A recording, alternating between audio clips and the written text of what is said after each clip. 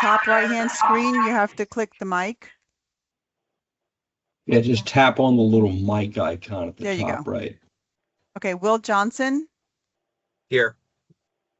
Glenn Harris, Jennifer Barry, Here. Ray Baxter, Here. Tom Bashotny, Donald Garrett, Present. Joe Mondoro, Here. Doug Doolittle, Here. Claudia Diamond, Here. David Schneider, Here. and Chris Boynton. Here. All right. Thank you. Before we go ahead and have the action for the meeting minutes, I do need to clarify some of the other feedback that I got from other members of the board. So you all were distributed the edits that included Sally's edits. And so if you can pull those up, I will also pull them up on my screen for everyone to see. I just need to make sure that everyone agrees with the edits as presented. So first of all, okay, so the beginning first page, there were 0 edits to this. Everything looked fine. On the second page, the second to last paragraph, we'll call it, Martha's name was spelled incorrectly, and so that was an edit that I received from Tom Bashotny. I did make that change here in yellow. And then the changes that are here in red, everyone has received. Those are Sally's changes. And I just would like to make sure that everyone either agrees and we can move forward with those changes into the final minutes, or if there is any feedback or any other additional changes or edits that want to be made to this paragraph. So I guess it's Ray Baxter. The one thing I didn't see is that, and when I looked at the presentation, I didn't see it, that I had requested that the 7A and 7B projects, and maybe I overlooked that, but be included in the presentation. I didn't see that in the minutes. okay, I will make an addition to add that as a follow-up item. Okay. Okay. I will do that. All right, so if everyone's good with this paragraph, we're going to go on to the next page. Okay, this paragraph, there are multiple edits that needed to be done. The first one here in yellow was Tom Bashotny pointed out that there were 2 action items, but only 1 vote recorded in the paragraph. So I went back and listened to the recording of this meeting, and there was a vote to keep the tax rate at the 5 cents. And so I added the motion passed unanimously for that piece. Now the second piece, Sally submitted edits. She wanted to include more specificity in this motion that Joe Mondoro made. In the recording, Joe does not have this level of specificity. And so I need to know if we are going to amend the minutes to include this level of specificity, or if we are not going to include this level of specificity. And then the other edits down below are from Sally in the red. And Sally, this question is for you specifically. You striked out who seconded the motion, and I just wanted to know if that was by mistake or you intended to strike out who seconded the motion. Oh, you're on mute.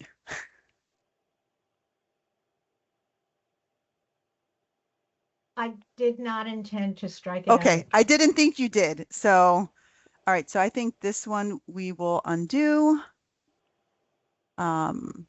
So I need to know if we are going to, I need to know what we're going to do about the specificity level. Oh, Donald, you have your hand raised. Go ahead. Yeah, I mean, unfortunately, if Joe's motion didn't have the level of specificity, then I think that it shouldn't be part of the motion in the minutes. But if the specificity pieces that Sally offered could just be part of sort of the discussion that follows, I think that's maybe the balance between the two. I'm happy to make that. Any Yeah, it's Ray Baxter. I agree with that because there was a lot of discussion, may not have been in the motion, but I think what Sally put in there was accurate as far as the discussion goes. Okay, I can add a sentence after the motion that says that the contract would be between Fairfax County government and TCA. It would only be for fiscal year 26, and it would be in the amount of 1 million. I can add a sentence after the motion in parentheses for the specificity, if that kind of, I think that's a balance. That I just did not That want to works. change the motion. That works for me. I think we need to keep the motion as what was said in the meeting. Okay. All right, Okay. awesome. Were there any other comments on the changes for the motion or adding the specificity clarification after that? Okay. And then the last, I think the other edits that were made down in here about the further discussion, were there any comments or was everyone okay with that change as well? I'm fine with those. Okay. Anyone else? Yeah, I do have one question because I didn't, I just want to confirm that the motion passed 12-2. I know I voted for the motion, so I wasn't keeping track of who did not vote for the motion. Was it only 2 people who did not vote for the motion? Or were there more? I just don't That's know. that's as per the notes that I have. I can definitely, I don't have video of the meeting. I just have audio recording, but I can definitely submit my notes to you if you would like to see what I have of who in particular. But these are based on what I have. Yeah, I only know that Glenn Harris, who is not here because he's on vacation, voted against the motion. And I don't know how many of the other people who are here on in the meeting voted against it, since I voted for the motion, but I thought it was more than 2, but I could be wrong.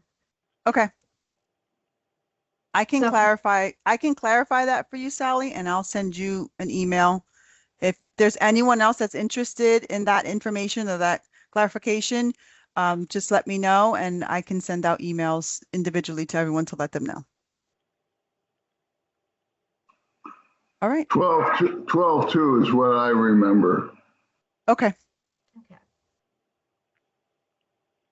Okay. Okay. Go ahead, Donald. I move to approve these minutes as corrected. Thank you. Do I have a second? I second. That's Doug. Thank you. All in favor? Aye. Aye. Aye. Aye. Opposed? Okay, the motion carries. Thank you. Okay. All right, I'm just going to stop sharing and reshare, so I got to change my windows around, and then I can get to the presentation. Okay, it's Ray Baxter. I apologize. Apparently, I didn't have Microsoft Teams loaded on my computer. So I Okay. do now. So now I have video. Okay. Do you want to now hang up so that I don't want any do you want to hang up from the phone so that you can have full video and audio? Because I do see you. Yeah. Okay. I'll try hanging up and hopefully I still have audio then. Okay. Okay. If not, Fine. just call right back in. Yeah. All right. Okay. Get this loaded. All right.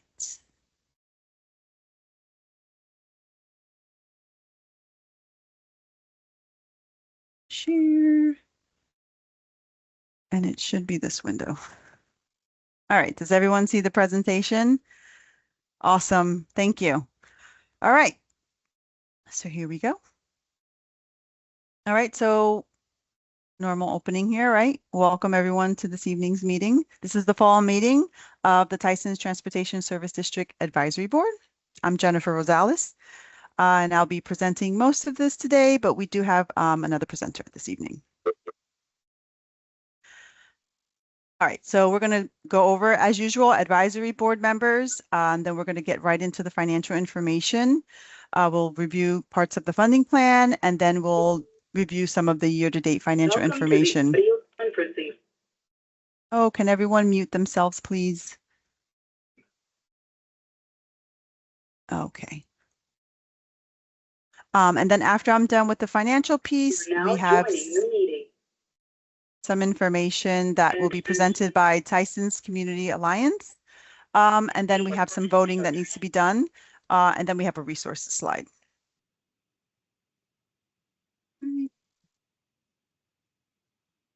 These are all of our members. There has been no change since April.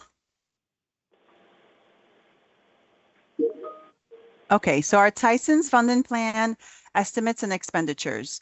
This is very high level. As all of you know, you got kind of the details, but high level, when we're looking at the roadway projects and some of the other projects, the total current project estimate is 1.7 billion for all of these projects. That's the latest and greatest that we have on these projects as far as estimates go. To date, we have spent 389 million. That is a mixture of funding sources that has been spent on these projects. And we are projecting to spend about 307 million between now and fiscal year 35. Then looking beyond fiscal year 35, we still have about a little over $1 billion to spend. Jennifer, I'm sorry, I'm going to interrupt. Do you want us to ask questions as you go through, or? If we could hold off questions until I'm at least get to the funding plan detail on this section, I would prefer that, just so I can make my way through everything. Thank you. Thank you. Moving on to our funding plan, the funding part of it, we have the service district allocations, which right now we have 65 million, and it's only about, it's almost 4%. It's a little bit under 4%, but when we're doing rounding, it's 4%. Then when we look at other funding sources that have been secured already by DOT, we have 524 million, which makes up about 30% of the funding to date. And then we still have 1.2 billion or 66% that we need to secure. And I know I got this question in the last meeting and through some follow-up, so I just wanted to bring to everyone's attention. When I say other funding sources, we have multiple other funding sources, right? So I broke it down into 4 major categories. We have federal, state, regional, and local and private. When we're looking at the federal, to secure federal funding, there's an application process and it's highly competitive. We are competing against jurisdictions across the nation for this federal money. And it is not like we just apply for the money and then we get it and we can spend it. There are strict guidelines, what we can apply for. Oh, I have feedback. Can make sure everyone's on mute. Okay. So no, I still have feedback. Oh, Ray, you're in twice. You need to, try now, Jennifer. Okay. I think that's better. Okay, thank you. So when we're talking about federal money, there are guidelines, there are timelines. So it's not like we just apply, we get it, and we can spend it. We have to go through this whole application process, and it varies based on whatever program we're applying for. And then based on that program, we get kind of a timeline of when we can expect the money and when we can spend the money. So that's on the federal side. And then on the state side, there's still an application process and it is still competitive to get this money, but we're only competing against other jurisdictions within the state. So still competitive, but not as competitive as federal money. There are still strict guidelines and the timelines still apply where we apply for money, we get it, and then we have timed when we can spend it. And it's not just like, here's your money. So there's that. Then when we get to the regional money, we have Northern Virginia Transportation Authority. We get 2 kinds of funding from them. We get this NVTA, which is called 70%, and then we get NVTA 30%. So the 70%, NVTA 70% money, we still have to apply for the money, but it is not competitive. And so we will get the money, but we can't just say, this is the project we're doing. We have to there are strict guidelines for the application process. We have to go through all of the different phases before we can get the money. Now, the NVTA 30% is automatically given to us annually. And the amount that's given to us is based on the NVTA adopted budget. So we will always get the money, but the amount we get may change year over year based on NVTA's annual budget. And then we get to the local and the private funding. So the major source in the local is the C&I tax. So we have that. And then we have private funding that are developer contributions. So specific to the Tysons area, we have Tysons Grid of Street developer contributions, and then we have Tysons wide developer contributions. All right, so this is the big kind of like detail that I sent out. And I did send this out as a standalone document because I know it is not visually appealing on this page. So I figured if I could give it to you guys in a PDF and you can kind of print it out and see it, because there's a lot of information to have here. But here on the left, we have the roadway projects that are from the comprehensive plan, the status that the project is in. I do have up here in the right-hand corner, I tried to provide a legend so that you can decipher what the status meant. And then here's the current project estimate that gives us the 1.75. And then here's the detail for the expenditures to date. So you can see what was spent on which projects. Now, as far as projected expenditures through fiscal year 35, we only have 2 major projects that we currently are projecting to spend money on. And the reason we have that is there's multitude of reasons. So it's not like one reason, like we're just saying, oh, we're not going to do this right now. There could be varying reasons, whether it's priorities, whether it's funding, it could be different reasons why it's only these 2 projects. But right now, this is the information that I have, and this is the information I wanted to communicate to you guys. So now the funding required beyond fiscal year 35 is basically whatever's left over. And so as you can see, for a lot of these projects, it's just the current project estimate because we have no plans right now to move on it between now and 35. It'll be after 35. And then the third to last column, we have the service district allocations, which everyone on this call is pretty familiar with. And this is the breakdown per project of where service district funds have already been put on. And then other funding sources, going back to that other slide where I was like, oh, these are all the different categories where we can get money from. That's where that money is coming from in the other funding sources. And then the balance is just basically what's going to be needed after all the funding sources are exhausted. I did add on the bottom, the TCA contract is down here for the $1 million. And so that's all, it was $1 million for the contract, $1 million for the service district allocation. And then here on the bottom, I did include the grid of street projects just for informational purposes. But as you can see, there are no service district allocations on it. But just, I know that some of the people on the call did ask that I include grid of streets. And so I made sure that it was on the bottom. So I will pause right now to see if there are any questions so I can try to address them before I go on to like the year to date and the other financial data. Jennifer, Yep. I do. When you started this slide, you said there are 2 current projects. Just to help me, and I don't know if anyone else needs this, what are the 2 current projects that are underway again? Just the 2 projects that we're projecting to spend money on. To answer the call. To leave a message, press 1. To call another extension, press 2. And what are they? Could you name them for me, please? Oh, it's the Route 7 widening, the 2 different sections. It's right here.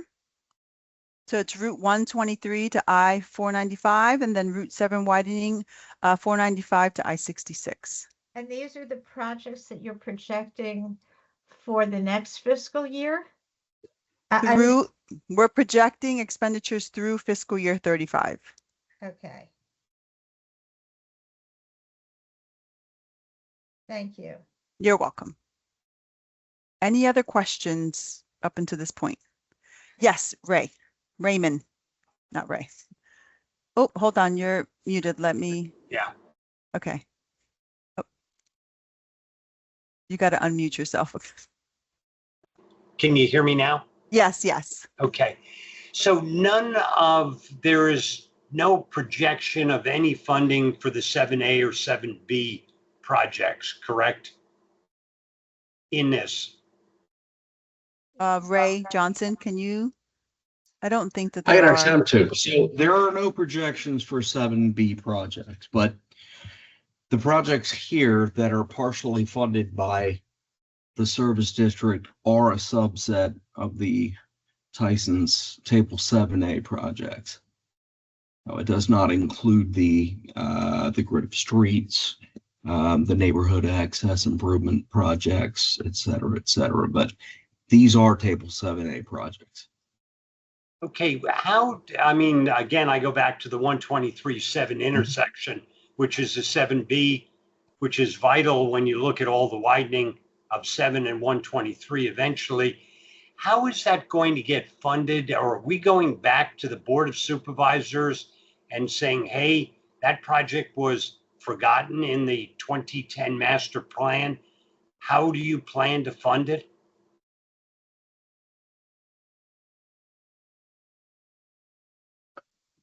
So I'm going to kind of go out off into a realm that's, well, not really my bailiwick, and that's kind of planning. But I would suspect that if we go have another look into the Tysons funding plan over the next year, maybe two, et cetera, and kind of take an assessment of where it is we are. Martha, I'll grab you in just a second, but where it is we are in terms of project implementation and development. Have we kind of met our development timeline that we had laid out for ourselves 10, 13 years ago, give or take? If that may not be the case, and I suspect there will be some changes, that is kind of high time to take a look as to whether or not the projects that we have currently in the funding plan make sense moving forward, or do we need to make adjustments? And those adjustments may or may not include Table 7B projects.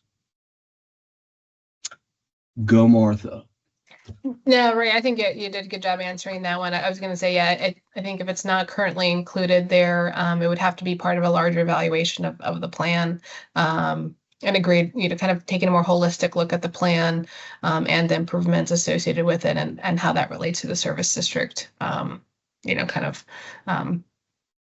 charge. Right, and that's what I've been talking to Supervisor Alcorn about, that the plan was developed way back in 2010. That's what, 15 years ago. Tysons has changed dramatically over that time frame. And obviously the 7B projects look to be like they're necessary.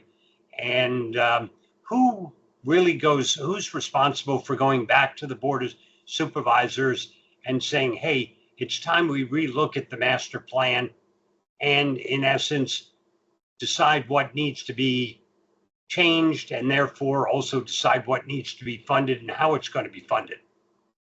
Usually, I mean, it can go a couple different ways. It could be encouraged by the supervisor. It could be encouraged by staff at a certain point, determining that it's time to look at the plan again. The analysis of it and what that means for Tysons and the district would be done by staff. Okay, well, I'll continue with Supervisor Alcorn on that as well.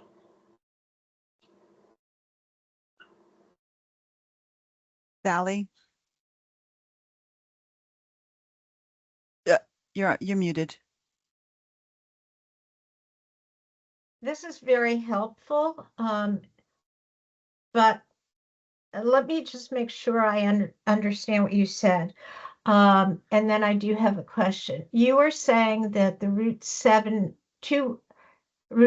widening projects, 123 to 495 and 495 to I-66, are the ones that you are anticipating expenditures through FY35. Did I get that correctly?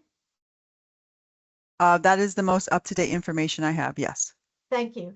When I look at it, it looks, and maybe I'm looking incorrectly, that the Route 7 123 to 495 oh, it's IP. Okay, it's only something that's in progress because it doesn't have anything listed for project balance needed.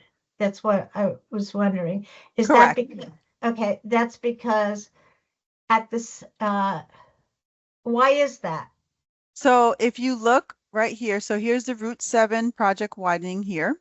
Yes. So the current project estimate is about 78.5 million. That's how much we're expecting to spend between now and fiscal year 35. 35 million is coming from the service district, and the remaining funding is coming from other funding sources. So it's a fully funded project so there's no money that's going to be needed right now based on all the information we have right now. Okay, and a related question is when staff looks at the Table 7 projects, what are the priorities that you see over the next year, the next several years? Is it simply the Route 7 project, or is there more that you see as a priority for next year or going on beyond that? Ray or Martha, can you give some? Do you mean from a funding aspect or from a planning aspect, or? I guess it's both. And because, one of the things that's in our charter is, commenting on project priorities. And if that's something that needs to be discussed at our next meeting, just let us know that. But I would really like to know, as you look at the tables 7A projects and had to stack them in terms of priorities, what they would be, because there are an awful lot of projects that are not coming along yet. Let me say this, Sally. So the order that you are looking at right here for the roadway projects, this has kind of been the order that we've had for 10 plus years. So I think there may be a mild exception. I don't think that we had intended to do the 495 overpass at Tysons Corner Center as quickly as we did. But for the most part, Jones Branch, the Route 7 widenings, 123 improvements, all that was it was intended, planned to be done within the first 13, 14, 15 years, the Tysons funding plan. And then you've got the projects from the toll road ramp, Greensboro, all the way down to, Wyden McGarity or Dulles Toll Road, which is intended to be done the next 15 years or so after that. And the final maybe three projects that we have on the list, and they are actually in the order that they've been in for many years. Those were the projects that were intended to be implemented at the tail end of the funding plan. Okay, so let me put it in my words to make sure that I understand it.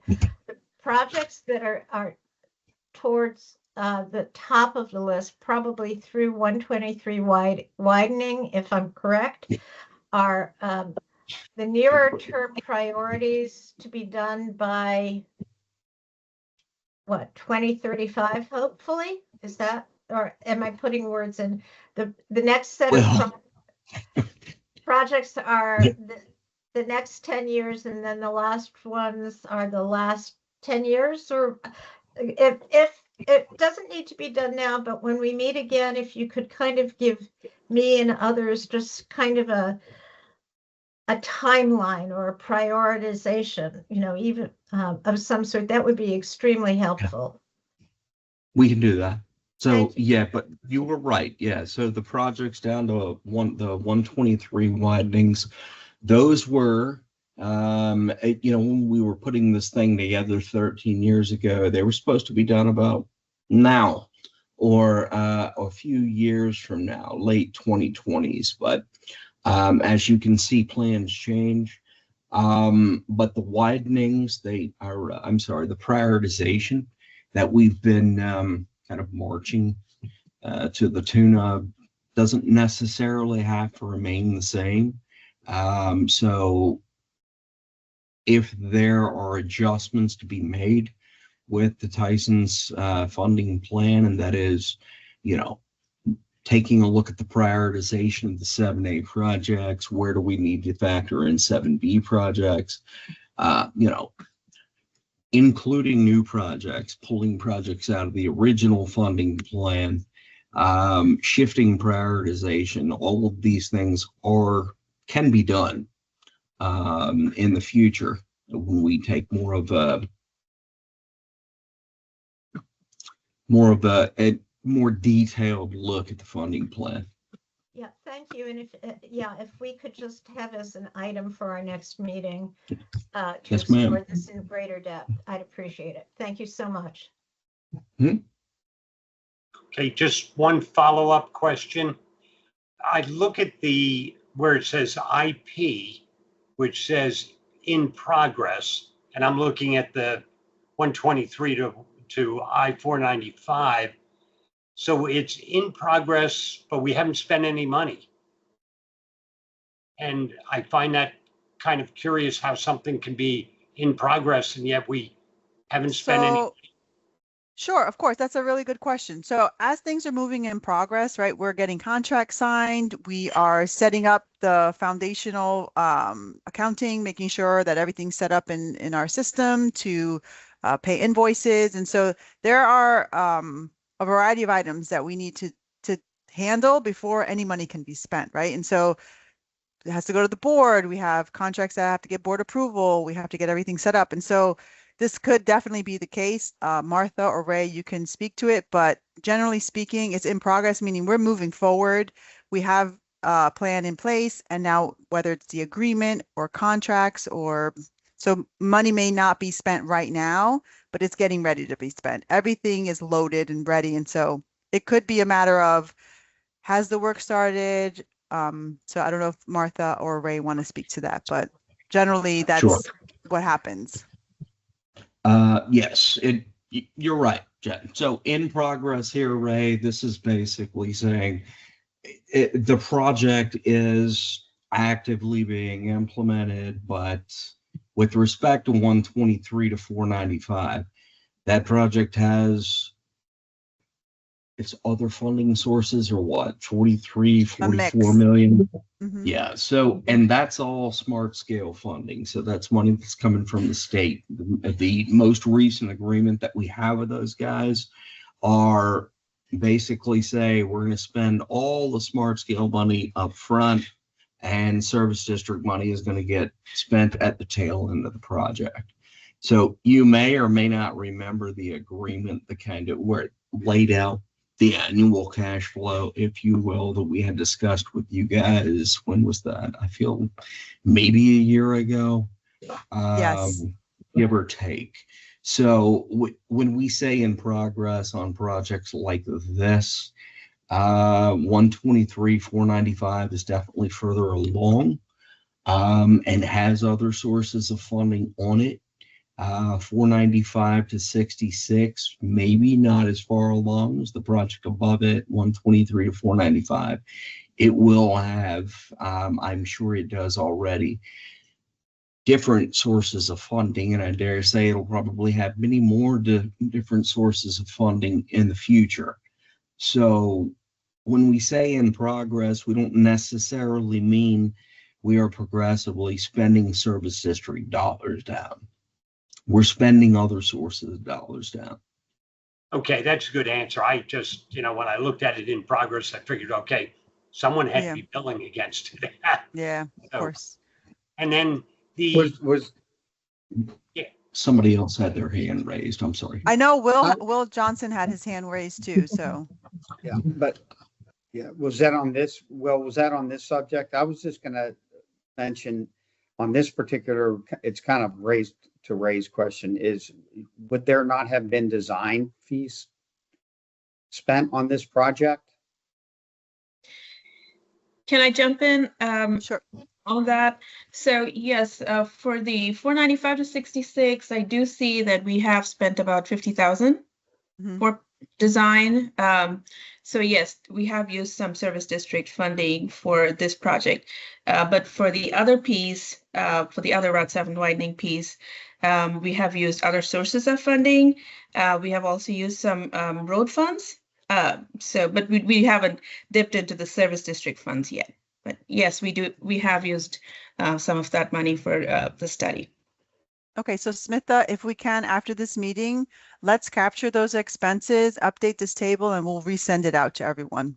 Because I did not see those in focus based on the information that I was given. So I'll be more than happy to add whatever has been spent. That way everyone can see what others, what other money funding has been spent, because expenditures today include all funding sources, not just service district money. Okay. One more question for Raymond. Yeah. Well, Will Johnson had a question. Do you still have one? Yeah, I was going to comment on the project prioritization piece of it. I don't know belabor that topic, but my understanding is the Tysons Comprehensive Plan kind of groups these Table 7 projects by kind of development targets, not really tied to years or like specific timelines, but they are kind of prioritized based on overall development levels, and that's kind of how I sort of view sort of what's kind of more critical sort of on the front end versus down the line. So it sounds like there's going to be kind of a reporting out the next meeting, so look forward to kind of hearing from that. But but that's how the comprehensive plan is structured today. Awesome. Okay. So Jennifer, could I just ask one quick question? Of course. I see 28619, 28619, 28619. I'm assuming that those three projects are connected. Oh yeah, they were all those three. I know when I started looking at those two. So those three were a feasibility study that were packaged together. And so I think it's because of the proximity. Yep. And so I just took the amount. Exactly. Yes. Okay. And so it was like $1 million that was allocated from the service district for this feasibility study. And it wasn't just one ramp that was part of the study. They packaged all three of them together. And so that feasibility study has been completed. Great. Thank you. You're welcome. Yes, I agree. No problems. All right. Any other questions? I don't see any other hands raised. I'm just going to make sure. All right. I'm going to move on then. Okay, so, go back one, too fast. All right, so now these are all of the normal slides, but I do want to point out one thing specifically on this side. So generally we always present the revenues to date, and we'll always give you like fiscal year 14 through the previous fiscal year, and then the current fiscal year that's going on. So our first column, we have 14 through 25. This is everything that's been collected. But one thing I want to point out is we have recovered costs. In the past, we have not had any recovered costs. And so in this scenario, what happened is VDOT administered a project and they had surplus funding after the project was completed, and they send us back that funding, and that funding goes right back into the service district pot. So we don't, if the project is paid out of the service district, any surplus money that we get back will go right back into the service district. So this is the first time it happened. And so we did get $383,000 back. And that is directly tied to the Tysons Old Meadow Pedestrian Bridge project. So that's there. Okay. Now the service district allocations to date, the only change from April to this presentation is that I included the Tysons Community Alliance down at the bottom for the $1 million. And that's just so that we can make sure we're capturing correctly the total service district funds that have been allocated, which is the $65 million. Now, when we're looking at assessed values, we do not have projections like we don't have the published assessed values yet for 2026, because that won't happen until they'll do the assessments in January, they'll finalize them, and then they will present the memo in February. And so this is just a projection based on what DMB guidance has been provided. And so for fiscal year 26, we were advised to project 1.6 increase. And so we see a slight increase from 17.42 billion from fiscal year 25. I'm sorry, calendar year 25. And then we're going to project 17.70 billion for calendar year 2026. And so the little asterisk is just so that everyone knows it's just an estimate. The official assessed value has not been released yet, and we won't get the memo. I believe it's like the first 2 weeks of February, if I'm not mistaken. All right, and then looking at the year-over-year comparison, again, keeping in mind that 2026 is still just an estimate, we are showing the 1.6% increase, and nothing else is changing as far as the tax rates per $100 of assessed value. All right, and then I'm going to turn this over to Katie. And Katie, you just let me know when you want me to click to pass to the next one, and I'm more than happy to be the driver Jennifer, for you. it'll actually, I'll go ahead and start. Oh, okay, great. Sorry, no Sure. worries. Okay. Yeah, thank you, everyone. My name is Martha Quill. I'm the Deputy Director for FCDOT, and you all saw me at the meeting in the spring talking about our Tysons transportation enhancements. And if you could switch to the next slide. I'd appreciate it. Okay, so when I came to speak to you all in the spring, we had some discussion about what other things may be included in the service district and how it related to these types of enhancements. And, you know, just pulling some information from the ordinance, it's the potential benefits from the ordinance discuss constructing and operating new capital and transportation projects, establishing new transit services, improving sidewalks and trails, and addressing existing transportation inefficiencies. Sorry, Sally, do you I see your hand up. Do you want to, and you're muted. Okay. The ordinance is not about the advisory board. The ordinance is about the Tysons Transportation Service District. So you may want in future versions to correct that, because the advisory board language is different, though. There is generic language that subsumes some of this, but I won't get into any detail about that. I just wanted to alert you that this is inaccurate as written. Well, then I'm speaking to the service district itself. So you're correct about that. So this is the same scope of work that we came to you all with in the spring. And there are two areas here, the planning and physical improvements, and then also the transportation demand management and community engagement. Under the planning and physical improvements, we talked about identifying and prioritizing capital and operational gaps in the Tysons network, designing and constructing small-scale capital projects in coordination with private property owners, and providing interim solutions again in the transportation network. Under the TDM and community engagement side, creating a more Tyson-specific TDM program, and then also conducting public engagement and education regarding transportation infrastructure projects, transit services, and TDM incentives, as well as public-private initiatives supporting active transportation. Can you switch to the next slide? Okay, and then we suggested the Tysons Community Alliance as the partner for this particular set of activities to leverage their work with the private sector, their existing campaigns in the active transportation space. We discussed up to $1 million for fiscal year 2026. After our meeting in the spring, we worked with the Department of Purchasing and Materials Management on a contract that's based on task orders. That contract was finalized and kind of ready for execution towards the end of August, and it was actually signed at the beginning of September. So sorry, disregard a little mistake on the slide there as well in terms of the timing of it. The contract is a standard county contract, and that was provided to you with the materials for this meeting. In that contract, it discusses the period of the contract being 1 year with the ability to add to renew for an additional 3 times for just 1 year periods. And the contract also stipulates that the amount not exceed $1 million. In addition to that, it outlines several of the tasks to be performed that are in line with the scope that I just spoke to you all about. And since then, we have been working with the TCA and reviewing the task orders they have submitted. Where one of them, the 3 that we're looking at are listed here: Westwood Center Drive Crosswalk, which actually we're probably the closest to nearing completion in order to try to be able to execute.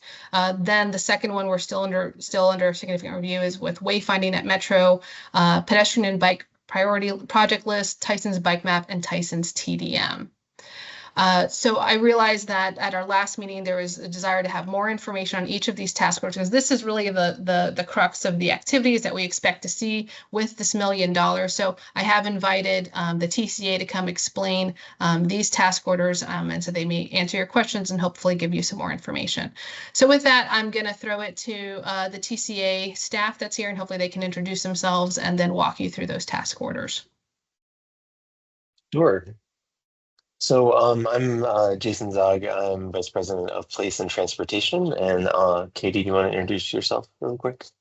Indeed, I'm Katie Crystal. I'm the CEO of the Tysons Community Alliance. I'm glad to be with you this evening. Great. All right. If you want to go to the next, there we go. So I will just briefly go through the task orders that we're working on with Martha. If you want to go to the next slide, I have basically one slide per task order. So task 1, we're calling the active transportation task, which contains a number of items that cover transportation demand management activities that the TCA will be embarking on. We put a logo of our current Tysons Trek and Treat seasonal walk bike rule challenge to get people out and about in Tysons and to help them sort of get out of their cars and onto active modes of transportation. We also have the idea of doing a Tysons public-facing bike map and guide that is similar to, I just picked an example offline. That particular image is the city of Denver's bike map. Arlington has a great bike map, but the idea is to have a bike map that is Tysons specific that also highlights bicycle comfort. And then one specific item that Laura, who works for Martha in the active transportation group at FCDOT, we worked with Laura on something that we're calling the active transportation priority project list, which will dive into detail to really help us and FCDOT understand the gaps in the active transportation network, specifically in Tysons, as well as kind of align where there are future proffers that are coming to take care of some of those active transportation projects, and where there are not, and where there likely will not be, and how we might be able to fill those gaps. And that also includes doing some cost estimating on how to fill those gaps. I have a question from now? Ron Garrett. Do you want to do a question now, or you want to wait to the end? Oh, sure. Before we flip slides, might as well. So when you say active transportation network or active transportation project, like what does active mean? Is that non-car, or is that just like alive and currently operating? No, active as in non-car. So pedestrian, bicycle, scooter. Yep. I don't know if, Martha, you want to more specifically define the term active transportation? The county, Fairfax DOT has an active transportation. Yeah, I'm sorry. An active and I transportation wanna plan. say, yeah, we in DOT we've adopted the language active transportation to really get at more than just pedestrian and bike, understanding that micromobility plays a role, and there are so many different options nowadays that help create a fuller picture in terms of mobility. So we kind of retermed our pedestrian and bike group active transportation, and this is more of a reflection of how the county sees non-vehicular, SOV type trips. All right, thank you, Martha. Sally? You're on mute, Sally. Gotta learn that. Is there a specific task order and a dollar amount that's associated with this project? So each task order has a different dollar amount, and if If you want to, maybe we can go through that at the end after we finish going through all 3 task orders, if that might make sense. That would be great. And I'm what would be really helpful, I think, to me and other advisory board members is if we could get hard copies of whatever the task orders are and the associated dollar amounts. Thank you. Sally, we don't have the task orders yet. We have not reached completion. Once they are completed, they will be public documents. What the contract, for example, as Martha was saying, has now been signed, and that's why it was provided as part of the final agreements materials to the advisory board tonight. So Katie, you're saying that no money has yet been expended on Correct. the projects because the task orders haven't yet been completed. That's right. We have been reviewing the task orders with Martha and her colleagues and her teams and department heads since July, but we have not yet reached the final conclusion. Thank you. So I just had one question. I live on the southwest side of Route 7. Are these task orders, which is part of Tysons Corner, how are these task orders addressing the other side of Route 7 as well? So if you're familiar with the TCA's sort of service district map, the boundaries of that map, and maybe next time we can put that up, do include some of both sides of Route 7. Off the top of my head, without the map in front of me, it's hard to describe it in detail on exactly precisely where the boundary is, but yes, it includes both sides of Route 7. Perhaps helpfully, our service district aligns perfectly with the Tyson Service District area boundaries. So if you're within the service district, then yes.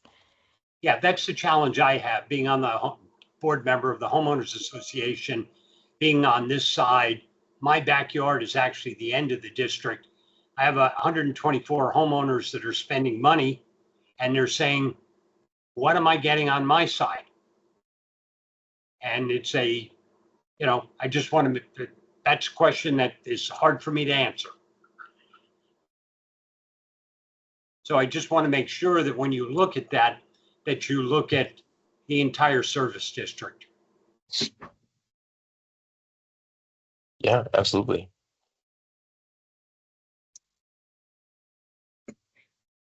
All right, why don't we move to the next slide and we can go over task number 2. So task number 2 is a relatively simple one. It's about addressing a specific crosswalk desire line that is one of the most popular sort of unaddressed pedestrian desire lines in the TCA area. It's led to clearly documentable safety issues. There's a screenshot right here of a pedestrian that got hit in May at this location. If you were to go to this location or go to Street View of this location, you would specifically see pretty significant desire line in the grass, which is now mostly dirt. And there is actually already a ADA ramp on one side. There's just not an ADA ramp on the other side, or markings on the pavement. But through observations and just crash reports, this is a pretty significant issue, and so this one, is really just about getting a crosswalk installed in a high crash area. This is, by the way, in case you're not familiar with this area, plan north on the plan is the Walmart area, and plan south is directly across the street. Tons of people try to cross this specific location on a daily basis. Jason, is the contract or this task order to design or to build or both? It's both, actually. It's to both design with an engineering firm. Obviously, the drawings have to be approved by VDOT because it's their right of way. And then also we would do the actual construction. Although construction, I say with air quotes, because this is a very light lift. Most of this project is markings in the right of way, and then the ADA ramp that's on the other side, which is relatively small. But it still has to go through all of the same VDOT engineering and permitting requirements that any other crosswalk would, all across the area.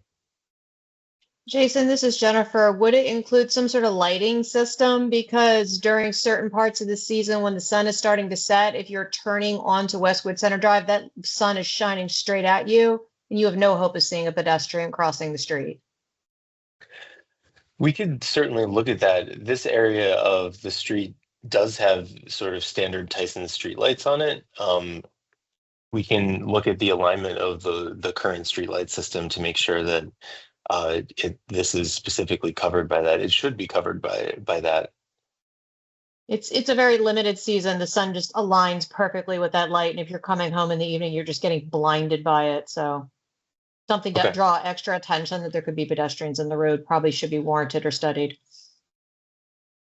Yeah, Jason, this is Todd Rowley. Our headquarters is right there on a few buildings down on Westwood Center Drive. And I think the biggest challenge is getting pedestrians to adhere to a crosswalk. I come in off the toll road. I leave, turn left, and pedestrians just walk across. And I mean, it doesn't matter what the lights are; they just go. And so I don't know, other than common sense, how you going to fix that problem. Yeah, pedestrian non-compliance, as we call it in the urban planning world. It is or conundrum. Darwinism, one of the two. I don't know. Yeah, I'm not going to say that, but yeah, it's definitely a conundrum.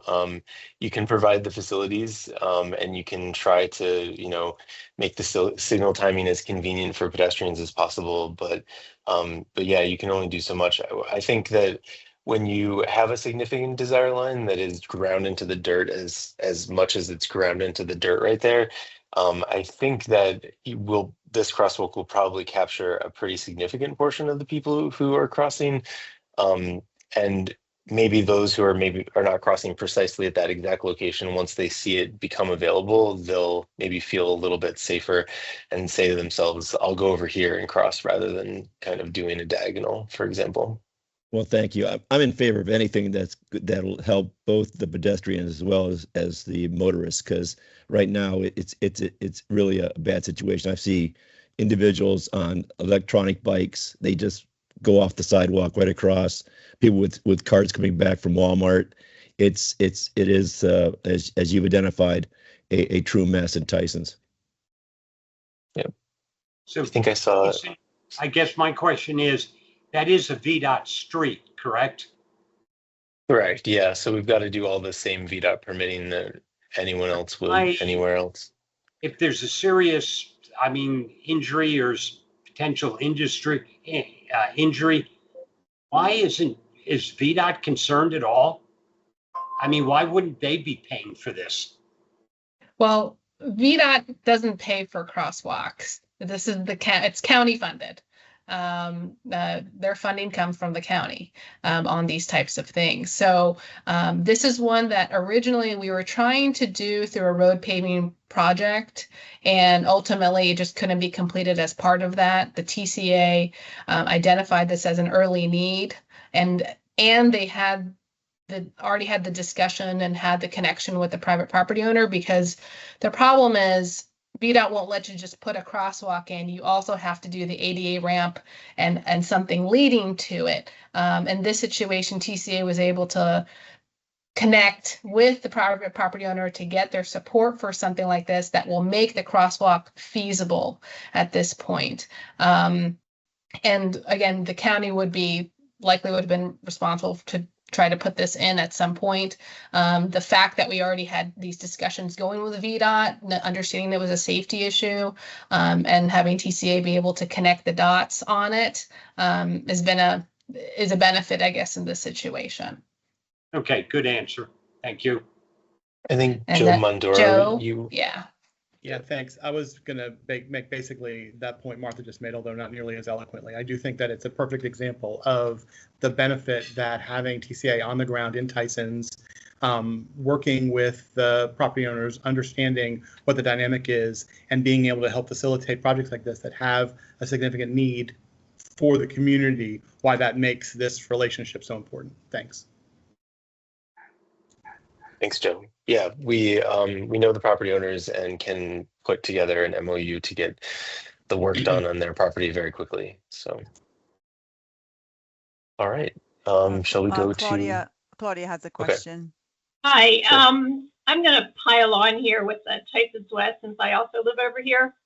I know you're putting a crosswalk there, but there's really nothing to stop any traffic at all. There's not a light, there's nothing that's going to stop anybody there.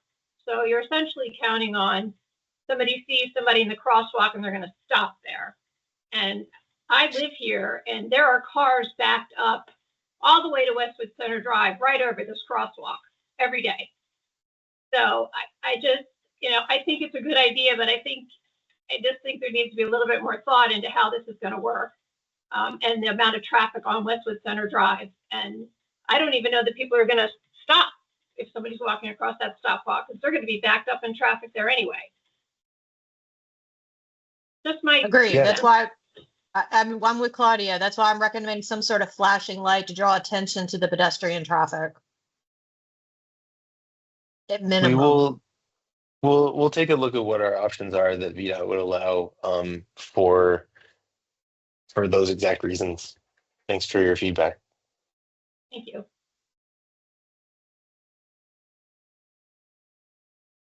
Okay, that's all the raised hands. You want me to go to the next slide? Sure. All right, so the next and last task is wayfinding at metro stations. So some of you might be familiar with the older obelisks that were put up by the partnership years ago that are at the metro stations, and I have a map at the very end kind of reminding you where some of those were. So wayfinding really is a core component of the transportation system design. It becomes particularly important as you're transitioning between modes. So you're transitioning between metro and pedestrian, metro and bike, which is why the original ones were placed at the metro stations.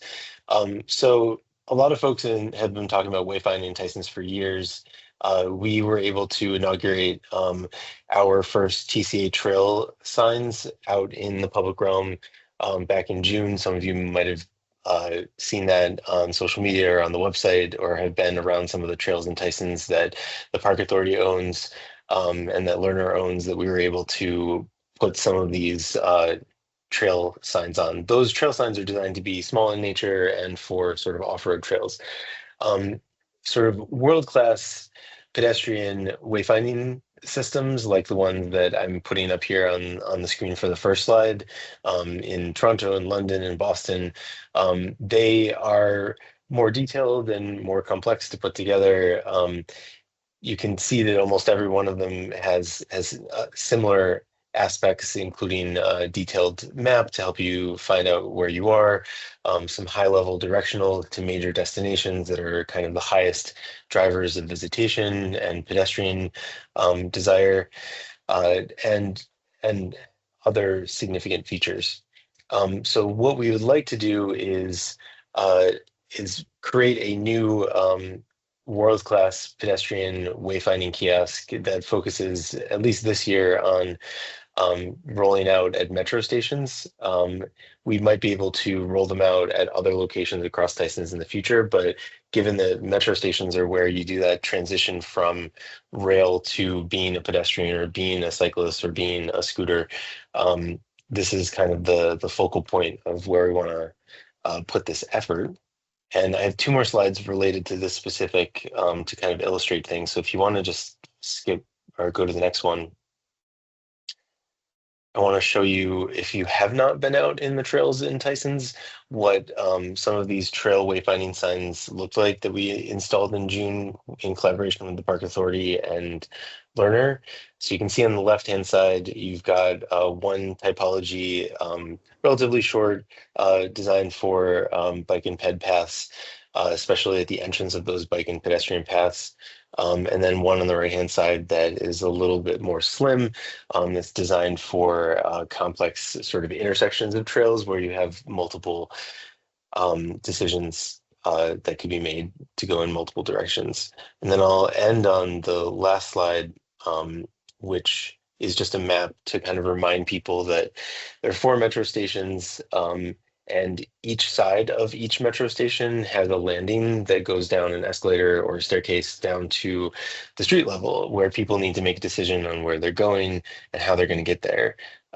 And currently, the prior Tysons partnership had put up some old signs that are not up to snuff to modern world-class standards and not going to last that much longer from a physical perspective. And so we are initially going to look at these locations for replacements, and we may adjust the precise location at the bottom of the escalators or elevators or staircases once we are able to dive into the details a little bit further. So I'll leave it there for the wayfinding, and I'm sure folks probably have some questions. Jason, it's Sally again. Yes. And I do have a couple of questions. Would you happen to have a picture of what the current wayfinding signs at the metro stops look like? I didn't put that in this PowerPoint. If you could give it to Jennifer Rosales, and if she could share that with us. What is the how much longer will the signs that are there right now last? Well, I have found components sitting on the ground on 1 or 2 of them in just the past couple of weeks. So the bolts, the nuts and bolts are not, going to last that much longer. I've done a spot repair or 2 with some double-sided tape here and there, but they really, when you compare the world-class wayfinding systems that I have personally worked on in some of the cities that were on, 2 slides ago, 1 or 2 of them I actually worked on myself. And you compare it to what was put out there 10 years ago, it's sort of apples and oranges in terms of usability for navigation and understanding what direction you're facing in when you're looking at the sign, in terms of being able to comply with current ADA standards and the new PROEG standards that the U.S. Access Board finalized last year, that we now have to comply with, in terms of sort of the directionals to major destinations. The major destinations that people are trying to navigate to have changed in the past decade. The brand of Tysons has changed in the past decade. We also got on our hands and knees and looked at the old ones and realized that they're actually wood on the underside. They're actually wood set into concrete, which is not a material that is going to last forever and not what you would typically make a wayfinding kiosk out of. And we have also noticed in just our own observations on the ground that as things have evolved around the metro stations over the years, the way people are leaving the escalator and elevator system and the staircase system is different. And so you might locate them in a more obvious location, or maybe out of the way of a bike share station, but in one case it's too close to the bike share station. So I think there's a lot of finesse that can really bring us from okay to sort of gold level wayfinding in Tysons. And Jason, if you don't mind my chiming in, I think you put that really well. Yeah. I think if we're really using as our North Star the ordinance language that Martha kicked us off with here, right? And this is a project that is about addressing operational gaps in the network, really trying to deliver on solutions that can improve efficiencies in the network for users, particularly users of non-vehicular means of travel. I think you'd be pretty hard pressed looking at those current signs to suggest that they're delivering on those goals. Whereas I think that the type of project that this task order is designed to deliver really can help people at those kind of key points of switching modalities actually choose to use a non-SOV trip and alleviate pressure on the Tysons transportation network and the surrounding roads. So it's almost a matter, I don't think it's an overstatement to say it's almost a matter of kind rather than just degree to replace those signs. I think the ones that are there are just not kind of meeting those goals of what the TSD is designed to do. So Katie, which does bring to mind, the first slide that was up there showed both, I think, passive and active signs. Are we looking, if we want to be first class, are we looking at active signs that would provide, that we can change information on? I'm thinking like interactive, you mean like a touch screen, well, that type of thing? on whether the elevator is working or the escalator is working or whether it's not. I think you'd find that that would be very useful because they tend not to be working. That's a great question. And Jason, you may be able to speak to a little bit of some of the conversations you've been having with our partners in FCDOT about what might be included. I do think it's important to know that this is sort of part of a landscape of signage and information that is part of the stations now, right? The metro stations themselves do have live signage with next train information. I believe some of the bus have information of kind of next bus as well at the bus stops. So our signage, and maybe it makes sense to go back a couple of slides, would be more about kind of how to navigate back to the wayfinding, the kind of nearby road and street network. But Jason, if you want to talk a little bit about, I know we've gone from sort of the biggest kind of ideating of what these signs could look like, interactivity. We're trying to really hit the right balance between what is feasible in terms of delivery at a price point and what really could be best in class, exactly as you've just described. And Jason, I don't know if you want to give a little more insight into the texture of those trade-offs and conversations.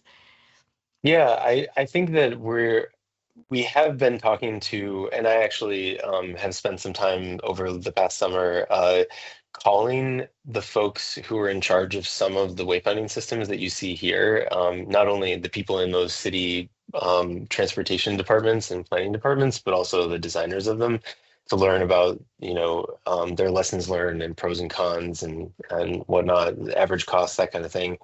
And, pretty universally, if we were to put LED displays inside of these, the cost would go up an order of magnitude that I'm a little bit afraid that we can't afford. Now, that being said, we haven't started this project, and I still would like to ask the question of a designer and a fabricator and an engineer to see what could be installed that is a little bit more high tech.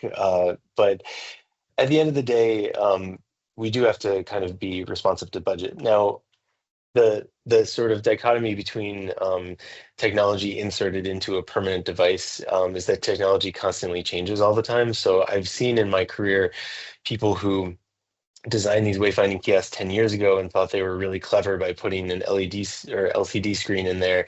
And then by year 5, the technology had progressed so much that the software that was loaded onto it was out of date and they couldn't update it anymore. So there are times when doing the latest and greatest in technology works really well, and then times when it really, 5 years later, you sort of start to regret it. Everyone does have a smartphone, and I know a lot of people say, why do you need wayfinding kiosks if everyone has a smartphone?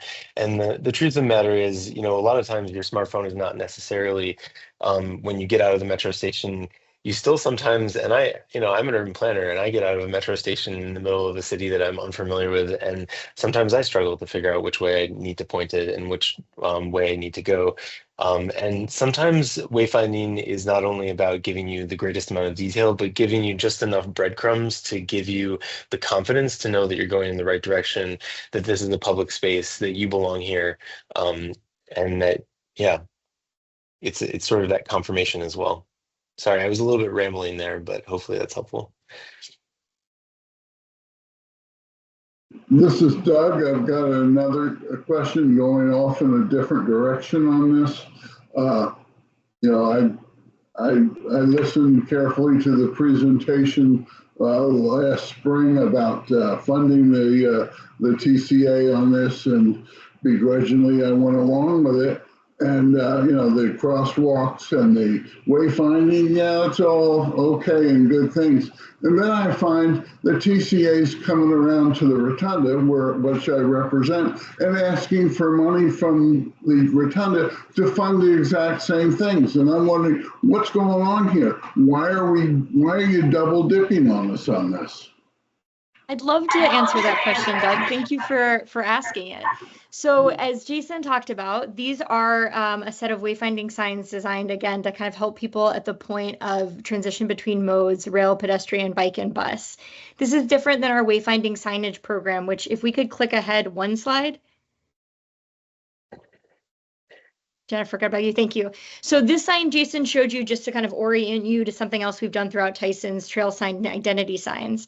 Our board of directors at TCA was really delighted to see how well these worked. And they had suggested some other places around the community where they thought more of these signs could go out, help people create more of a sense of identity for Tysons.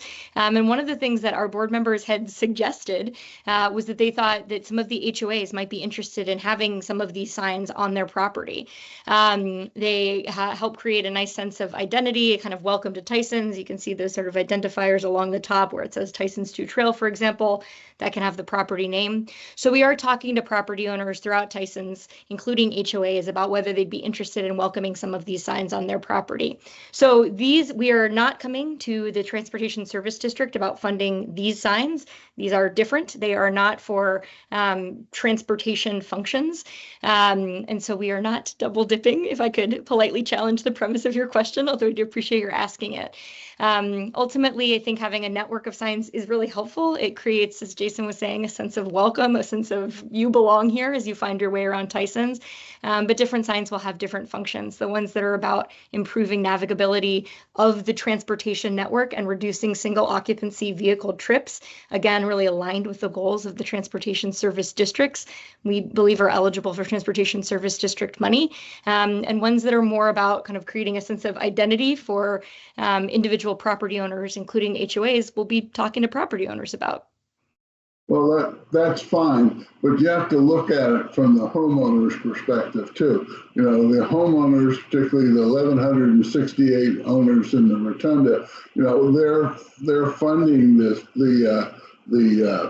TTSDB, and we're paying this tax, and most of us are never going to see any of the improvements that we're putting money toward. And then when you come around and ask for money for signs from the TCA, that's fine. And again, we looked at this hard last spring, we decided to do it. You come around and ask for more money for more signs from the homeowners association. Most of my owners, the residents there, aren't going to make the distinction. Well, this sign's for this and this sign's for that. It looks like we're not doing due diligence on this. I mean, we the TCA funded this initiative for $1 million, and now you're coming around with a handout looking for more, and it just leaves a bad taste in my mouth. Well, I really appreciate that feedback, and I'll take that to my board members who had suggested that they thought the HOAs might be interested in the wayfinding signs, but I really appreciate that. I think that's heartfelt and important feedback, and can share that with our board, that maybe the HOAs are not the right folks to approach about partnerships. You take the case of the Rotunda, we've been in Tysons for 40 years. We are the original residents of Tysons. If you don't know how to get there, you probably aren't coming there. So, that's fine for some of the new places, but I don't understand why you're coming around to the Rotunda and asking for more money for the project that we've already funded through the TCA. Thanks for the time. Yeah, I appreciate that, Doug. Thank you.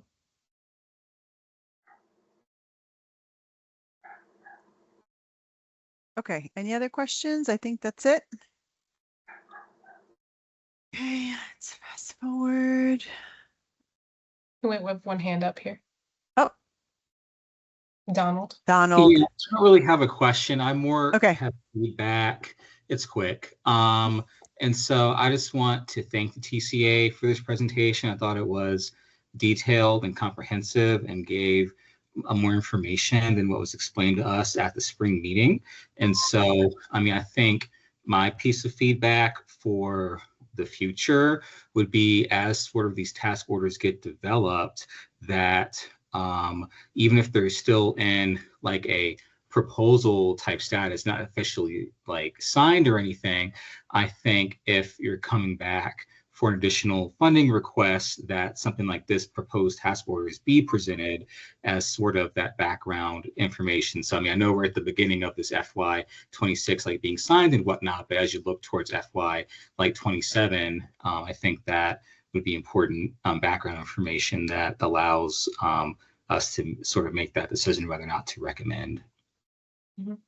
Yeah, and I'll take that back, Mr. Garrett, because you're right. I mean, when we came to you guys in the spring, we talked about an overall contract, and then we said the details would really be in these task orders. And so that's what you're seeing now is we've had an opportunity on most of these to at least kind of continue to flesh out what this is and what exactly it's doing, exactly so we can answer these questions about, well, what's the difference between these signs and those signs, and what is it that we're really trying to solve here? So those are, I mean, that's part of the work that you've seen here today. And so I think you have a really good point in the sense of the task force really, if we were to consider this for next year, are the discussion points really, and your opportunity to provide any input on what makes sense and what you think, is the best bang for your buck, considering, these are the service district funds. Right. And then, I mean, even if it's just at its proposed status, right? Like, I still think that provides good information, even if it's not like officially signed yet, right. For what, they're proposing it be used for, sort of thing, with our feedback from the advisory board.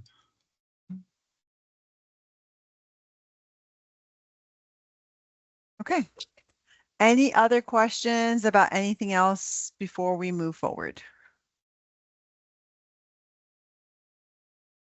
All right. I think that's good. Okay. So I did put the rate recommendation on this meeting and not on the spring meeting. I received a lot of feedback about it being too late in the spring. And so I put it on the agenda and I put it on the presentation here because if we want to get our letter in before the county executive presents his package to the board, then the vote would have to happen in the beginning of February. And so I wanted to put it on the presentation and have us discuss it now to give us enough time. So I know in the letter that came out from some of the board members to Martha and myself and the chairman, and we sent out our responses. This is one of the issues that, I don't want to say I have the control over, but I kind of can put when we're going to do the voting. So if we would like to discuss this now, we can. If not, and the board as a collective would like to wait until the spring, then the spring meeting will have to happen in the beginning of February in order for us to get our letter ready and submitted before the package goes to the board. So I open the floor up if anyone has comments or concerns. I continue to talk, but I've been traditionally, and I think a number of us with the expectation that we were sending a letter to the Board of Supervisors regarding what the rate should be during the period of time when they were considering the budget. You are suggesting something a little bit different, so I'd really appreciate it if you could explain that a little bit more. You're suggesting, let me say what you're suggesting. So really quick, this was feedback I got from Tom Bashotny directly.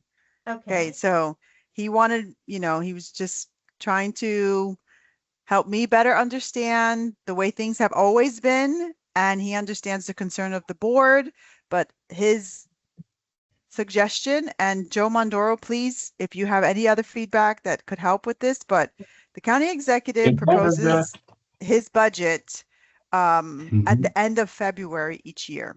The assessments come in January.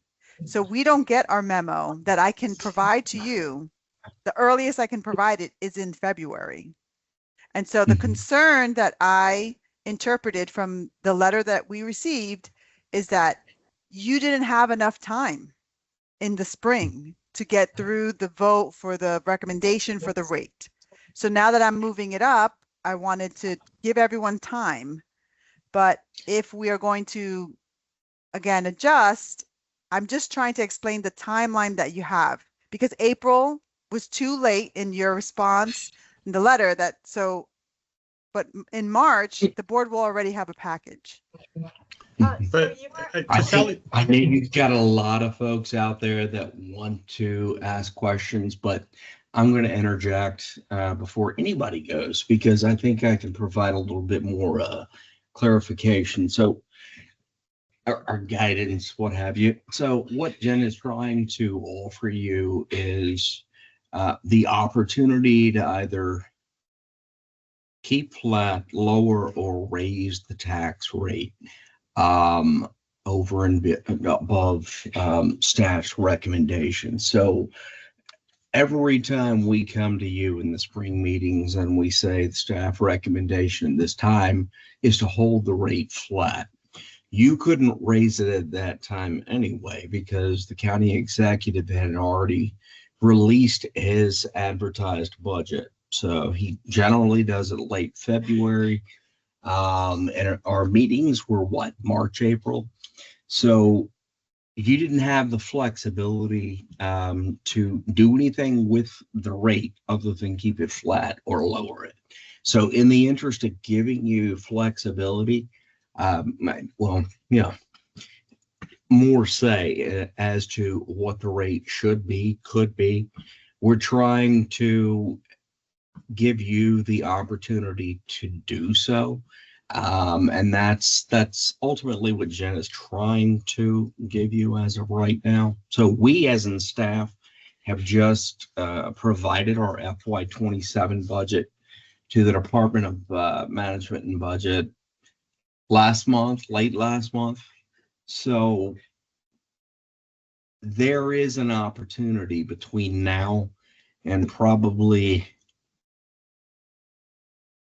late November, maybe early December, to make adjustments to that budget request.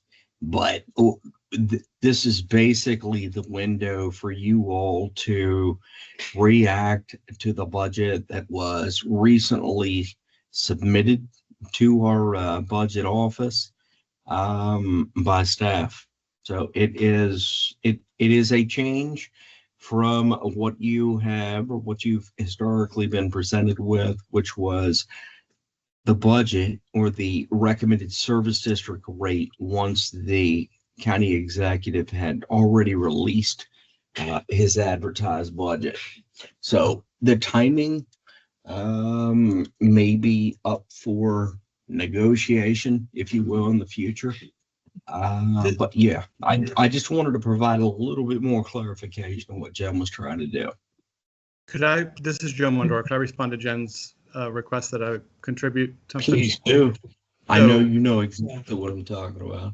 I would just say that, you know, we need to fully understand what the intent of the advisory board is, but it would seem to me, if I'm understanding the conversation previously and what Sally just said, what we want to be able to influence is ultimately the recommendation relative to the tax rate once we have all the pieces of information. We won't have that until after assessments are available. There is a sweet spot between the time that the county executive releases the budget at the end of February and the time the board advertises the tax rate, usually 2 weeks later, when it seems to me that the best opportunity for us to influence that occurs. And so we'll be fully informed relative to what the assessed value changes are. We'll know what the recommendations in terms of expenditures are, and be able to make a recommendation to the board as they're deliberating about what tax rates to advertise, which again, as Ray said, you know, provide the upward limit for ultimately their decisions. Thanks. Thank you. Jim.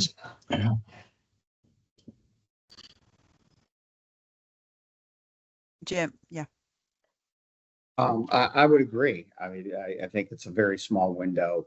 But generally speaking, waiting till after the actual assessments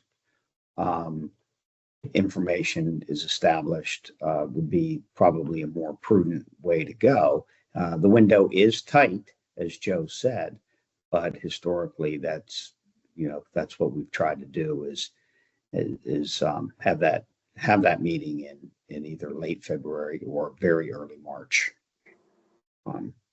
Seems to be a bit premature to have the vote now. Sure.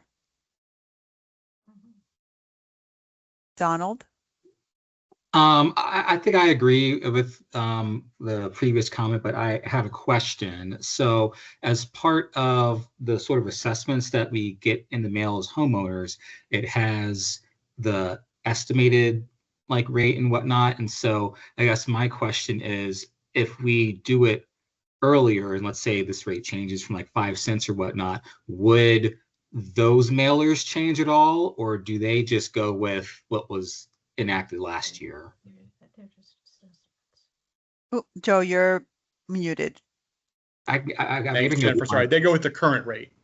Okay, let's go with the current rate. So even if we change it tonight, for example, they would still go with the current rate or whatever, even though we need to recommend something. Okay, so that's a neutral point. It's not going to influence that at all then.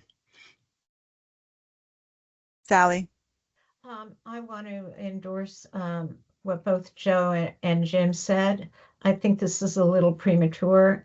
We don't have all the relevant information, and I think we should look at what Jim suggested, late February, early March as the appropriate time frame. Sure. Okay, no other hands up.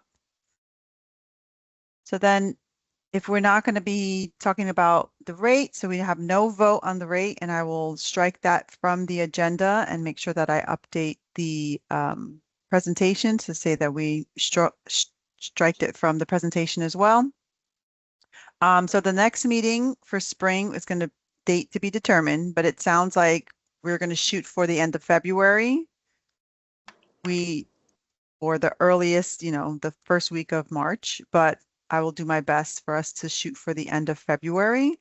I know also in the letter that was sent to us, one of the suggestions was that, everyone, we kind of meet during the same time each year, but now that we have majority of the members, it's kind of like a save the date for end of February. So I will try to finalize that date as soon as I can and send it out to everyone so that we can, everyone can get that on their calendar now. Joe, you had a question. Just a statement, the budget calendar when released for the FY27 budget will indicate when the tax rate advertisement decision is for the board. And so we'll know the 2 dates in between which we want this meeting to be. Perfect. Thank you so much for that. Okay, so then the next order of business is I need to call for nominations for the chairperson. I can start. I would like to nominate Tom Bashadny for chair for the next meeting. Awesome. Really quick before I get started. So I did consult with OCA, our county attorney's office, just to make sure that we're holding the elections appropriately and by standards. And so just for everyone's clarification, during this meeting, we will have the nominations for the chairperson. And then in the next meeting, we will have the vote for the chairperson.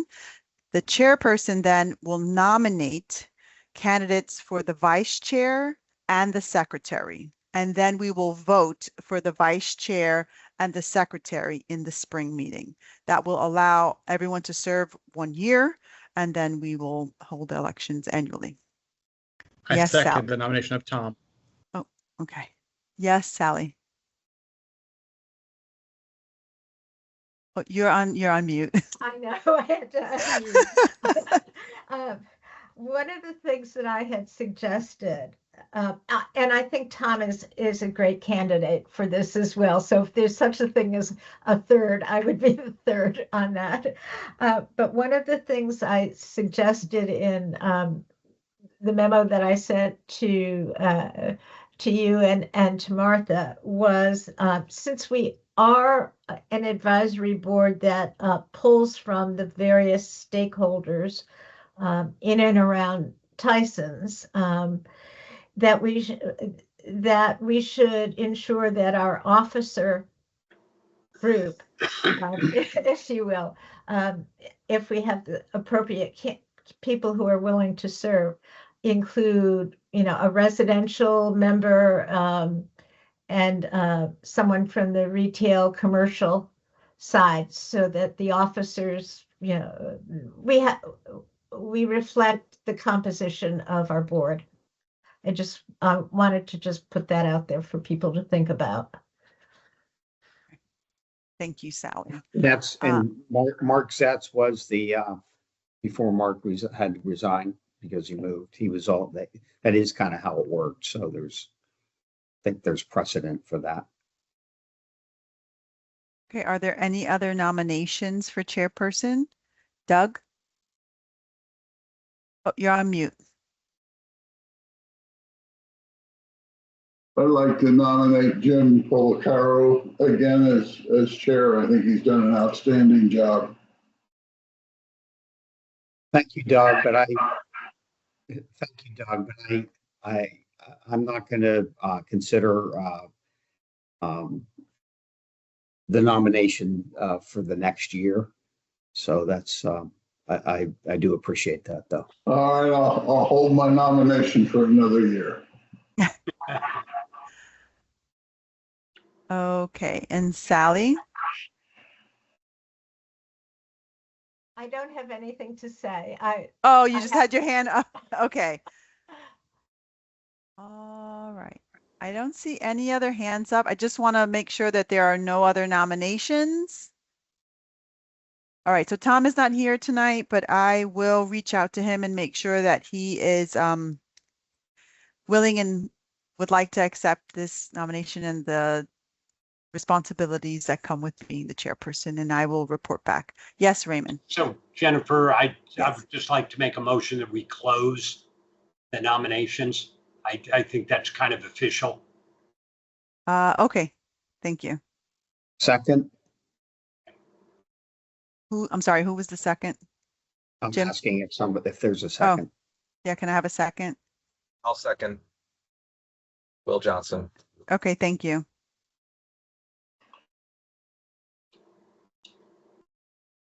Okay. All right. So again, I'll reach out to Tom, make sure that he accepts the nomination, and then I will, in a follow-up email, sounds like I have a few little things to follow up with everyone. I will let everyone know if Tom accepted the nomination. And then just a reminder, in the spring, we will have official votes. And then Tom will, if he accepts and he gets elected, only one person, he will do the nominations for the vice chair and the secretary. And I'll make sure to mention to him what was discussed here about having equal representation based on the composition of the board. Okay, so now we're moving on to other business and announcements, and this is kind of an open floor for other advisory board members if they have any other items that they would like to discuss with the board that was not on the agenda. Sally. Yes, I have several and I will just go through them quickly, and then I don't know how many of them we want to talk about tonight versus leave for our February meeting. But let me just kind of go through them. On our communications to the Board of Supervisors, our responsibility to the Board of Supervisors obviously includes a recommendation on the tax rate, but it actually goes beyond that if you look at our bylaws. And it goes through a number of different things that we are authorized to provide input on. The first is the tax rate. The second are project priorities funded at all or in part by the service district. project implementation schedules and other sources of revenue. And if we want, we can talk about other things. So what I am suggesting, and that's one of the reasons why I was asking the question before about priorities, is that in future letters, we do comment on these things. And if it can be as simple as saying we endorse the recommendations vis-a-vis these things offered to us or briefed to us by FCO DOT staff, or it could be different from that. And that a related matter is that before a letter is sent, and I think that it's circulated among the members of the group, so that if there are any changes that we want, not an a to a the, but any substantive changes, they can be incorporated, because it's the recommendation, not simply it's the recommendation of the entire group. That is one thing. The second thing I wanted to raise is the posting of our minutes and letters, because I was among the people, and I know there were others, who were surprised to see draft minutes posted on the service district website that hadn't been communicated to us and that we hadn't had any input into. And my read, and I am not a lawyer, but reading the various regulations and codes and things, is that we don't have to post draft minutes unless there's a FOIA request. Yes, other groups do, but we don't have to. So I'm suggesting that we wait until we have reviewed the minutes, however we may be able to do that before they are posted. And I think that those are the key points, but I do have another one that I want to suggest that we should have, I'm going to call it a robust discussion when we're meeting in person about our priorities in terms, and it relates to what Ray was speaking about very early on, about how we expend, where we expend service district funds. Because, and we all know that up until this last April meeting, there was a presumption that the funding was going to be for Table 7A projects. You know, we had one instance in which we funded a sidewalk. And in all honesty, looking at both our bylaws and the ordinance, it is legit for our funding to be used for other things, but that raises also the question of how is 7A going to be completed. So I think it would be good for us to have a discussion as we're moving forward in terms of what do we think about this? Divorce, and try to come to some understanding. And I don't know whether, as Ray was alluding to, well, there may be some changes afoot, maybe down the road. Maybe one of the changes that needs to be looked at is if we expand beyond Table 7A into the future, acknowledging what we have expanded so far, perhaps we need to also look at the question of an increase in funding for the service district. I don't know. I just think it would be a useful discussion for us to have. But the more immediate things are advisory board communications to the board and posting of minutes that either we can talk about tonight or we can put them on the agenda for discussion when we meet in February.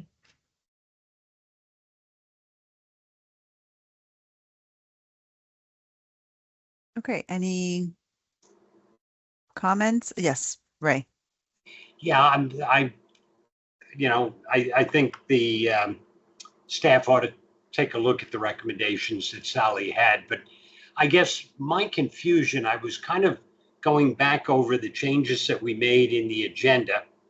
And it seemed to me that the board voted for a $1 million for 1 year, period. We didn't vote for any optional years. Matter of fact, we had a discussion that this was going to be a one-time, because in talking to, again, Supervisor Alcorn, the TCA was supposed to go out and get the additional $1 million through sponsors. That was the initial thrust from the Board of Supervisors. So did I hear that we sent a notice to the Board of Supervisors that there were actually 3 one-year options that we didn't vote on?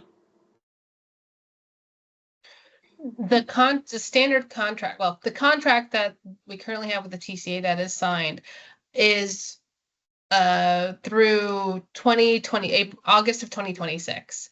It does allow the option to renew an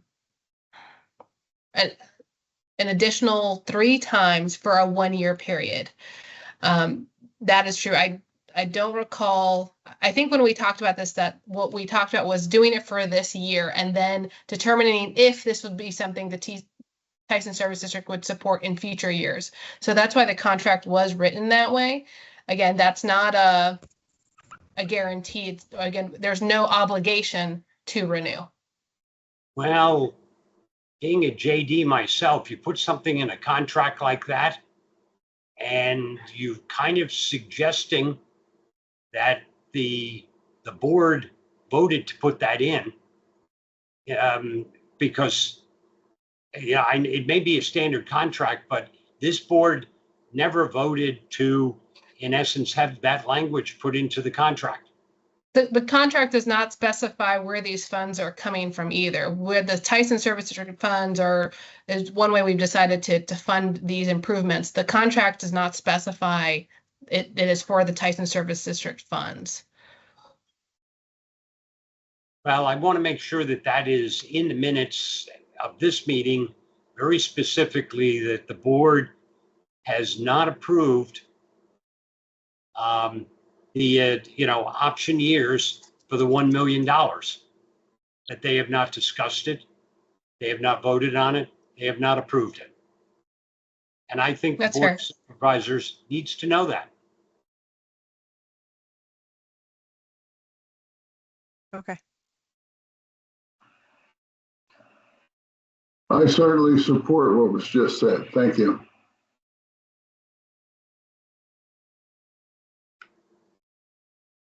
Okay. I'm going to slightly amend what I just said because there will be minutes of this meeting. And I want to ask that those minutes be circulated among the advisory board members so that advisory board members, may provide comments, modifications, and then in February we can approve them and they can be posted. So I do need to modify what I said since I just realized we will have minutes from this meeting. Okay, is that something, Martha or Ray, you can let me know? Do I need an official vote on that, or is that something I can just move forward with and continue to do? I don't believe you need an official vote. I mean, Ray, correct me if I'm wrong. I think you can circulate it. Jennifer, do you have insight from our county attorney? My understanding is that we still have to post them, the draft minutes. Did you get confirmation of that from the county attorney? Nope, but I will get confirmation and a time, the time limit that we have. Yeah, I was gonna say, we will make sure you're aware when we send out the draft minutes of the deadline and what we have learned from the county attorney to confirm or deny whether we need to have the draft minutes posted. Okay. Perfect. Thank you, Martha. Sorry, Sally, I can't hear you very well. Can you speak up a little bit? Yeah, I'm going to push back on that because in reading the FOIA ordinance and it doesn't require advisory boards, advisory boards are not legally required to post draft minutes. They are legally required to post approved minutes. The only time that they're legally required to post a draft is if there's a FOIA request that comes in. It's in the letter that I sent you. So understood, but we need to follow what our county attorney recommends. And so I'm not going, I mean, I'm not able to have that discussion right now without that guidance. And you may be right. So I don't want to presuppose one way or the other. That's why we're going to go ahead and confirm. And once we find out, we will let this group know. Okay. Okay. Could you please provide my letter to the county attorney? We can do that. At that point, so that as the county attorney is looking at it, he can respond, yes, that's legally correct, but and that's what we should do, or yes, that's legally correct, but it's a matter of policy, Fairfax County posts drafts. Okay. Yeah, we can certainly make sure they have that information too. Yeah, that you sent. But we will let you guys know. Yeah, and if you let us all know what the county attorney's decision is, in writing, whatever they give you in writing, if you could share with us, I think that would be helpful. We may not be able to share that with you, but we will try our best to convey what they have. Thank you. Okay. And I just can't promise that, so I don't want to do that unless we have their okay. So. Okay. Martha, I just had a kind of a quick personal. You had mentioned that VDOT was not responsible for crosswalks, correct? No, I didn't say that. They usually don't fund the crosswalks. A lot of the funding for the crosswalks that you see are funded through the county funds. Now, some of them we at some point may have received from state funding, but ultimately the county is the one who funds a lot of those improvements. Okay, my question was, do they fund, do not block the intersection? I've seen them come out with, the big square with the cross in it and everything else, because at the end of Wall Street, where the light is at Old Courthouse, people just block that intersection, and we've had a couple of crashes. You can check with the police, and VDOT has said that they're just not going to do it, even though there's a sign there that says do not block the intersection. So is that something maybe that the county can look at? Or are you asking about installing a new sign? You said there was a sign, sorry. Well, there was a sign. It's been there for a long time, but people ignore it. Oh, so is it more of an enforcement issue? Yeah. Is that what you're saying? If you put the square out in the road, the striping, with the crosses and everything, it'll keep people hopefully from going in there. But VDOT said the striping, they wouldn't do it. So I just wondered, is that something the county can do, or and you can get back to me later personally. Yeah, let me get back to you on that one. We've had some discussions past, but it's not as typical as you would think. So I'd have to look into it a little bit more. The striping itself around the box. So yeah, they don't have a box. It's just a sign. Yeah. Right.